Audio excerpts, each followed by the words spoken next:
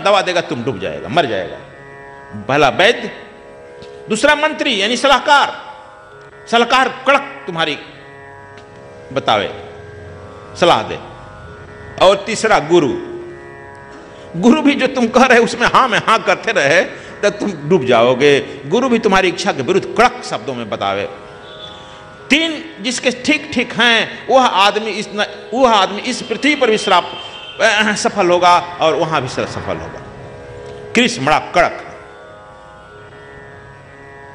इसलिए तीन जो है संजय भी उसी की भूमिका निभा रहा है।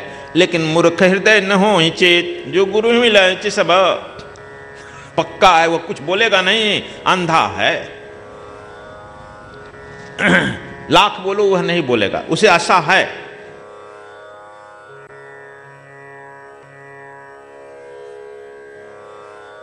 अथ व्यवस्थितान् दृष्ट्वा धार्तराष्ट्र कपिध्वज प्रवृत्ति शास्त्र संबते धनुर्मध्ये पांडवा।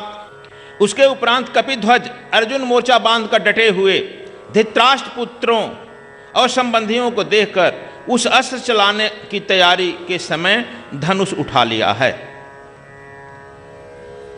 कहते हैं धृतराष्ट्र पुत्र, फिर यहां पर करें धृतराष्ट्र पुत्र। और धृतराष्ट्र पुत्र के संबंधियों को देख करके कपिध्वज कह दिया, अर्जुन गांडी उठा लिया है। अब फिर इंगित कर रहा है धृतराष्ट्र पुत्र को। कपिध्वज क्यों कह दिया? किसी के ध्वज का वर्णन नहीं आया है, कपिध्वज का वर्णन आ गया है। मतलब कि हनुमान जी वहां विराजमान हो गए हैं। बजरंगबली रामावतार का नाम सुना होगा और यह समझ लो वह कृष्णा अवतार है, साधारण कोई कृष्ण नहीं है, राम का ही अवतार, कृष्णा अवतार, पूर्णा अवतार है। और राम के साथ रहने वाला हनुमान जिधर रहता है उसे विजय ही दिलाता है। और हनुमान तो आज तक किसी को राजा ही बनाया है, दरिद्र बनाया नहीं है। वह भी उसके झंडा पर आ गया है, अवस्थित हो गया है, इंगित कर रहा है। हरदम संजय जो है संयमित रूप में धृतराष्ट्र को इशारा करते रहता है कि अभी तो बदलो। तो इसलिए वो बता रहे हैं।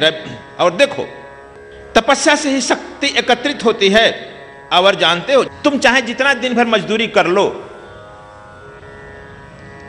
वह मजदूरी से कितना मिलेगा? 100, 300, 400, 500 करोड़पति नहीं बन सकता है। इसलिए कहा गया है शरीर तुम्हारा स्वस्थ हो तो सेवा करो, वही सेवा ही तुम्हारे हाथ में आएगा। धन हो तो दान करो, और मन सबल सशक्त हो तो तपस्या करो। यह तीन ही तुम्हारे काम में आएगा। जो तुम देगा वही तुम्हें प्राप्त होगा। एक जगह बक्सर की ही बात मैं कहूं, एक घर मुझे लोग में रहते थे कुछ लोग, बड़ा कीमती वह घर था। वहां के लोग आए कि महाराज जी हमारे घर में बहुत है, आप लोग बहुत सुनते होंगे, सोना हीरा मोती है, ये चारों ओर सुनता है कितना घड़ा है। वह भी आकर कहा, मिट्टी भी ले आया।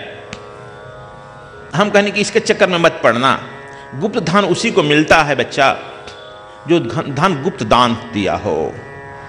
नहीं तो वह धन जानते हुए कैसा है, जो आदमी दान नहीं देता है, जो आदमी कृपण है, समझ जाओ कि उसके जो है नाश होने जा रहा है। जिस वृक्ष से पत्ते ना निकले, टहलियां ना निकले, समझ लो कि वह वृक्ष जो है सूखने जा रहा है। वह धन जो गड़ा हुआ है वह ऐसे कृपण और माइयर आदमी का आज 500 वर्ष पहले का है, जो एक पैसा किसी को नहीं दिया। बहुत बड़ा बक्सर का सेठ था और वह जो है अपने पैसे को बटोर बटोर को रखा है, और उसी गड्ढे में वह गाड़ा है। 10 घड़ों में वह सोना का असर भी गड़ा है और गाड़ कर उसी में बैठा हुआ है। वह तुमको देगा नहीं, मार डालेगा, और वह 10,000 वर्ष प्रेत आत्मा में बना रहेगा। मैंने उसको देख लिया हूं, तुम उसके चक्कर में मत पड़ना। कहा कि नहीं, कोई उपाय कर दीजिए, आधा आप ले लीजिए, आधा हमने मूर्ख बनाया है, हम क्यों दूसरा का धन अपहरण करें? अरे पागल, राम हो हैं तो घर बैठल दी हैं, शौच कर कबीर पैसा लिए हैं, इन्हें सुना है?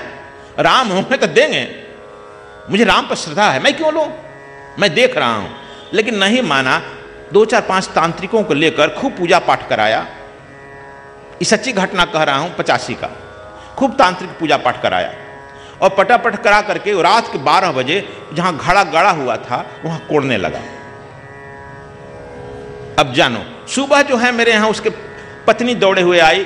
मैं जैसे पूजा करता हूँ 7 बजे कहीं भी उतरता हूँ पूजा से, यहाँ भी देखो 7 बजे नाश्ता के लिए उतर, वहाँ भी ऊपर से खड़ाऊ पहने हुए मृगछाला हाथ को लिए हुए नीचे उतर रहा था। तब तक से एक औरत आकर साष्टांग प्रणाम की 7 बजे सुबह। क्या बात है? कही कि वो पंडित जी, भावनाथ पंडित नाम था, भावनाथ पंडित हैं ब्रह्मचारी, वही तांत्रिकों को लेकर पूजा करा रहे हैं, वही खड़े हैं और खड़े खड़े उनके टट्टी से और पेशाब से खून गिर रहा है। अब बस खड़े कांप रहे हैं। हमारे पति भी खड़े खड़े टट्टी पेशाब कर रहे हैं। 12 बजे रात से मालूम होता है कि मर जाएंगे। हाथ में कुदारी फावड़ा जो पकड़े हैं। तांत्रिक लोग जो हैं वही, उन लोग भी यही कर रहे हैं। सब लोग मरने के कगार पर हैं। महाराज जी कृपा करिए। हम कहेंगे मूर्ख, मैं तो कहा था जो गुप्त दान देता है उसको परमात्मा अपने आप दान दे देता है। और बरियारी से क्यों लेने गया? उस पर उसकी आत्मा बैठी है। वह कृपिण है, मलेच्छ है। वह जिंदा भी प्रेत था, किसी को 1 पैसा नहीं दिया है, किसी साधु महात्मा को 1 पैसा नहीं खिलाया है। और उस बक्सर की अटूट संपत्ति उसकी थी। उसी को देखते हो कि इतने बड़ा मकान हवेली है और मर गया है। सारा खानदान उस पैसे पर प्रेत बना हुआ है। जो आदमी अपने धन संपत्ति को एकदम मुट्ठी बंद कर रखता है वह जिंदा प्रेत है, और मर करके मुर्दा प्रेत बन जाएगा, वह प्रेत है। क्यों तुम गया? तुम सबको प्रेत बना देगा। अब रोने गाने लगा। तो हम कहें कि देखो मैं जा नहीं सकता तुम्हारे ऐसा जघन्य काम में।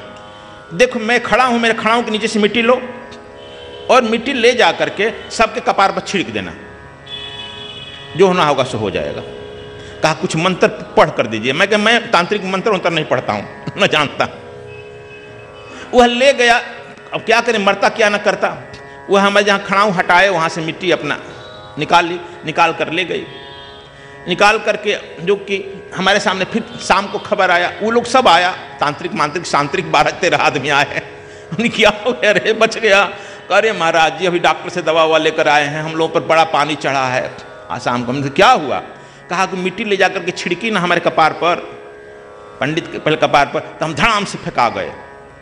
जिस के कपार पर फेंकी धड़ धड़ फेंक गिरते गया। फिर वहाँ से हम लोग हॉस्पिटल गए। हॉस्पिटल में पानी वानी चढ़ा। अभी हम लोग छूटे हैं तो आपके यहाँ आ रहे हैं। तो हमने तब क्या होगा, मुद्रा क्या हुआ? कहा कि हम मुद्रा नहीं महाराज जी, चाबी लीजिए। हमने क्या करेंगे चाबी रे? कहा कि घर आप ले लीजिए, आप ही रहिए। कहा कि मैं तो ले लूंगा। कहा कि निकाल भी लीजिएगा तो आधा दीजिएगा। मैं ले लिया, समझा। वहां पर बहुत कीमती, उसमें अब हमारे लोग और लोग रहते हैं, हम तो छोड़ दिए। लेकिन जितना दिन मैं था तो सुबह सुबह दौड़ कर आता था लगभग 1 साल तक। महाराज जी पैसा निकला। अरे मूर्ख, मैं नहीं यह काम कर सकता हूं। और तुम्हारे छीना झपटी से पैसा मिलता है? जो तपस्या किया है, जो दान दिया है, जो परमात्मा को किया है, वो परमात्मा उसको अपने आप मुहैया कर देगा, और नहीं तो प्रेत बना देगा। मैं क्यों उसके पीछे पड़ूं?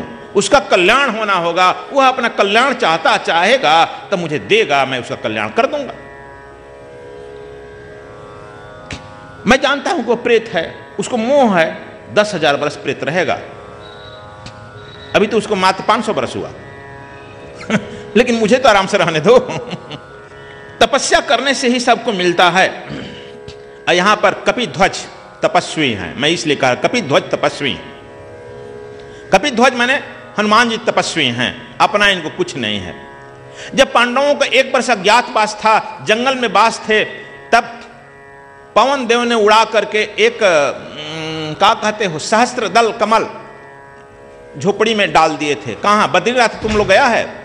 बद्रीनाथ के जगह पर 8-10 किलोमीटर पहले एक पांडुकेश्वर जगह है, गोविंद घाट के थोड़े पांडुकेश्वर एक जगह है, जहां पांडव लोग तपस्या किए हैं। अभी वहां पांडवों की प्रतिमा है, वहीं पर लोग तपस्या कर रहे थे।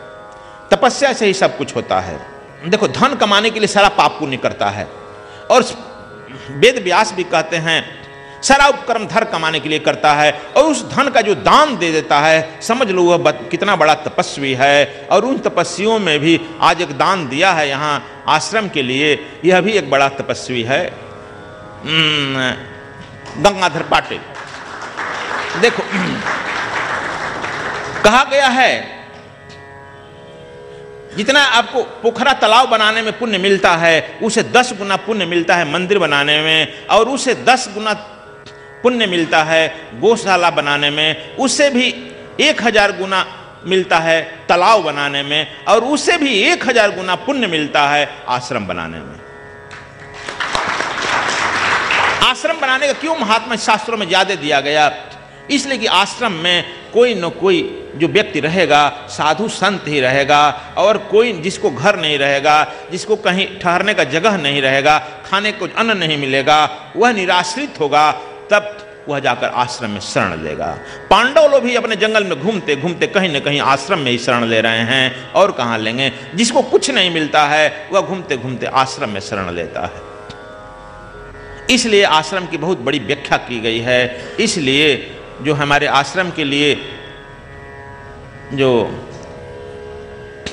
1 साल पहले जो संकल्प लिए थे, हमने छोड़ा था 1 साल, क्यों आज इस पर क्यों मेहनत किया?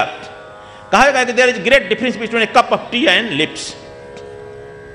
वेद व्यास भी कहे हैं, और ये भीष्म पितामह भी कहे हैं लास्ट में स्वर्गारोहण के शांति क्रम में, ए धर्मराज तुम जब दान को सोच लेना तो तत्क्षण दे देना, नहीं तो तुम सोचे कल देंगे, वह कल नहीं आएगा धर्मराज, तुम्हारा मन बदल देगा। तुम्हारे पूर्वजों की कृपा होती है, पूर्वज लोग कहेगा कि तुम दान दे दो, जब तुम पूर्वजों के प्रेशर पर तत्काल दान दे देगा, तू इधर दान दिया और पूर्वज तुम्हारे उधर स्वर्ग को पधारते हैं, और स्वर्ग जाकर फूल बरसाते हैं, तुम्हारा भाग्य बदल जाता है। ये कह रहे हैं भीष्म पितामह भी। लेकिन जब तुम्हारा मन जो है जब कहेगा कब, जब तुम्हारा जिंदगी भर का पाप जो है घेर लेगा, और घेर लेगा तो मन तुम्हारा भटका देगा कि नहीं अब कल देंगे, चलो क्या रखा है, कहे हैं गुरु जी को 1000 देने के लिए, 1000 क्यों 100 दे दें, जब नजदीक जाएगा 100 क्यों 5 दे दें, 5 जब जाएगा तो कहा कि ये क्यों 1 दे दें, 1 भी कहेगा तो क्या सब लोग गुरु जी को देते हैं, मैं क्यों दूं, उसमें से 1 निकाल लूं, और निकाल लेगा। यह समझ लो तुम्हारे जन्मों जन्म का पाप घेर लिया है, और तुम्हारी जितनी प्रेतात्माएं हैं घेर ली हैं, और नहीं चाहती हैं कि तुम्हारे पूर्वजों का उद्धार हो, तुम्हारा उद्धार हो। इसलिए वे प्रेतात्माएं तुम्हारा पाप कर्म यह निश्चित रूप से करा ही डालेगा। इसीलिए लास्ट में शरीर छोड़ने के पहले भीष्म पितामह यह भी उपदेश दिए हैं, धर्मराज कभी दान देने में, कभी तुम जो है पुण्य करने में, कभी भला करने में पीछे मत होना। जो ही तुम्हारा मन आवे तत्काल दे देना, उसको अभी जो है कल पर मत टालना, कल कभी आता नहीं है बेटा। शरीर तुम्हारा स्वस्थ हो तो सेवा करो, वही सेवा ही तुम्हारे हाथ में आएगा। धन हो तो दान करो, और मन सबल सशक्त हो तो तपस्या करो। यह 3 ही तुम्हारे काम में आएगा। जो तुम देगा वही तुम्हें प्राप्त होगा। मैं चरलीन, मैं चंडीगढ़ से हूँ, और मैं पेशे से एक प्रोग्रामर हूँ। मैंने स्वर साधना की क्लास ली, जिससे मुझे इमोशनल लेवल पे बहुत फ़ायदा हुआ। मुझे ऐसा महसूस हुआ कि मेरी जो ऊर्जा है वो मूलाधार चक्र से उठकर अनाहत चक्र पर आ गई, जिससे जो भी इमोशनल ब्लॉकेज थी मेरे अंदर वो सारी ठीक हो गई।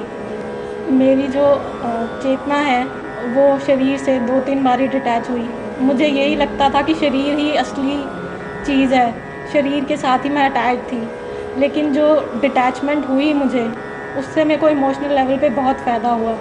सद्गुरु स्वामी कृष्णायन जी महाराज के द्वारा जो कृपा मुझ पर हुई, उससे मुझे स्पिरिचुअल, मेंटल और इमोशनल लेवल पे बहुत फ़ायदा हुआ। सद्गुरु स्वामी कृष्णायन जी महाराज की गीता ज्ञान मंदाकिनी प्राप्त करने के लिए संपर्क करें 09868886830। सद्गुरु धाम आश्रम बद्रीनाथ में चल रहे निशुल्क भंडारे में एवं आश्रम परिसर में सत्संग एवं ध्यान मंदिर निर्माण हेतु आपका योगदान सादर आमंत्रित है। सद्गुरु कॉन्शियसनेस सोसाइटी, खाता संख्या 307 300-210-002-1012। बैंक शाखा Punjab national bank Delhi. IFSC code PUNB 0307300। सद्गुरु स्वामी कृष्णायन जी महाराज के आशीर्वाद से सद्विप्र समाज सेवा श्री बद्रीनाथ धाम में हर वर्ष की भांति 26 अप्रैल 2015 से चतुर्थ विशाल भंडारा आयोजित कर रही है। बद्रीनाथ धाम आने वाले तीर्थ यात्री इस निःशुल्क भंडारे का लाभ उठाएं। भंडारे में अपना सहयोग देने के लिए आप सभी का योगदान आमंत्रित है। सद्गुरु स्वामी कृष्णायन जी महाराज का उत्तराखंड कार्यक्रम दिनांक 31 मई दिन रविवार से 6 जून दिन शनिवार तक सद्गुरुधाम आश्रम बद्रीनाथ धाम में स्वर योग साधना शिविर आयोजित किया जा रहा है। इस शिविर में पूज्य गुरुदेव द्वारा तांडव, पितृ एवं देवलोक भ्रमण, माँ के गर्भ में प्रवेश करने की कला और शरीर से बाहर निकलने की साधनाएं सिखाई जाएंगी। इस साधना शिविर में भाग लेने के लिए निबंधन पूर्व में ही अनिवार्य है। अधिक जानकारी के लिए संपर्क करें आचार्य पूनम अग्रवाल 09968430203।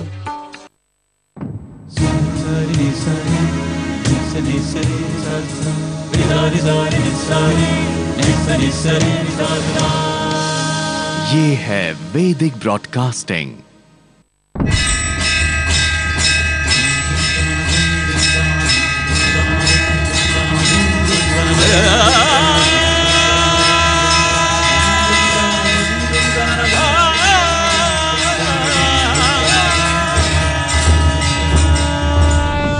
आस्था भजन संतों के संग।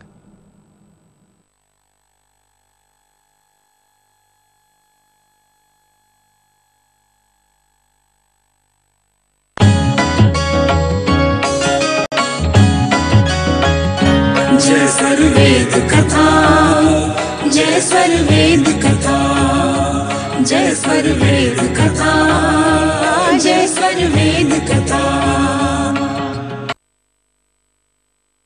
सेकंड से भी कम। हाँ, इसका सेकंड से भी कम है। 0.5 सेकंड में 0.2 सेकंड, इसीलिए इसको शॉक बोलते हैं। और जब ब्लास्टिंग करते नहीं कहीं क्वेरी में तो क्या होता है, वहाँ पर तो डायनामाइट या कुछ लगाते हैं तो ब्लास्ट होता है नहीं, तो वेरी हाई एक्सेलरेशन पर वेरी स्मॉल ड्यूरेशन।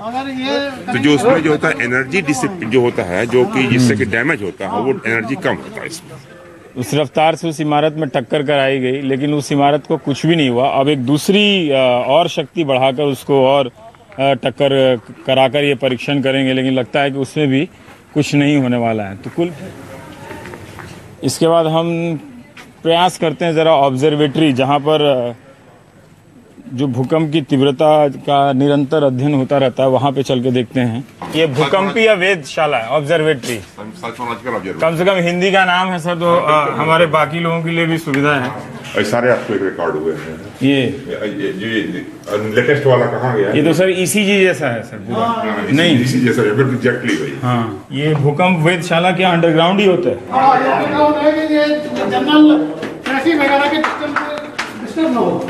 ओह अच्छा, ये भी पता चला मोहम्मद साहब की जो वेधशाला है भूकंपीय अर्थक्वेक ऑब्जर्वेटरी, वो आमतौर पे अंडरग्राउंड होता है। बिल्कुल, जो है ना, बेसमेंट में। वेधशालाएं हैं, हाँ, वो भी अंडरग्राउंड ही होती है। सारी अंडरग्राउंड। हमारा एम ये होता है कि हम भूकंप रिकॉर्ड करें, न कि traffic any kind of other disturbance. अच्छा, ओ बड़े बड़े अगर ट्रक गुजर रहे हो तो उससे भी मोशन आएगा। आइए देखें जरा धरती का हार्ट का ECG कैसे करते हैं। ये है वेधशाला। हाँ, ओ तो यहाँ पे आप लोग कहीं भी दुनिया में भूकंप आए, भूकंप आएगा, यहाँ रिकॉर्ड होगा, ये रिकॉर्ड हो जाएगा। अच्छा, चलता आ रहा है। ये